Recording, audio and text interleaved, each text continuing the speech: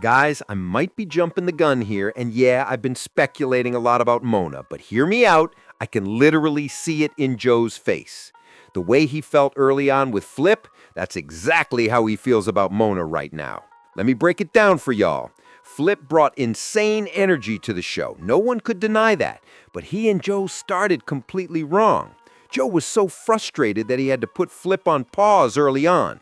The only reason Flip is still around is that his audience, and the audience he built from JBP to his own platform, basically forced Joe into a corner. If Flip weren't bringing views, he'd be gone.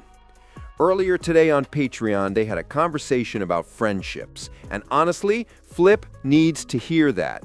Joel doesn't see you as a friend, no matter how much you push for it, ask for it, or call for it.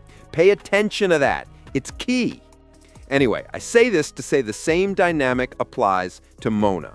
Call me crazy, I know she's killing it right now, but the very thing that makes her powerful is also her curse. There's a reason Joe keeps saying it's going to take months, even years, to refine her into a truly great podcaster. Joe isn't the end-all, but when he critiques people, I listen, because he's been at the top for a decade straight. Joe's frustrated with Mona in ways that are hard to explain. Given what happened with Melissa Ford, Rory, and Mal, Joe didn't like the way the spotlight hit him when Rory and Mal left. He looked like the bad guy, taking advantage of his own production. He can't go full fire and just blow up, so this isn't about firing Mona. But he's watching her, side-eyeing her, wondering how much of herself she can safely bring into the mix. Some of the stuff she says, even I'm like, yo, that's vulgar. The guys would ask Melissa sexual questions and she'd freeze. But Mona, she dives right into it, to the point where even the hosts are like, okay, too far. We have to swing the pendulum from one extreme to another, but how far is too far? A lot of people in the comments have said the same things I've been hinting at without turning the heat on me. Remember when I started pointing out inconsistencies with Mark Lamont Hill? Everyone's two colors came out. Elevation doesn't know what he's talking about. He's been clueless forever, which is why he hates Mark. No, guys, I just see through the surface. Mona. Y'all might roast me for this, but oh well. Mona's early life trauma shaped her defense mechanisms, plain and simple. I see it. I saw a video from someone's husband on Facebook explaining that once you understand how sensitive and reactive women from certain backgrounds can be, you see why they act the way they do. Mona constantly talks about fighting and pulling out her blick. It's a response to past experiences. Even when she brought up Megan Thee Stallion, I was like, Mona, do you hear yourself? She's repeating patterns.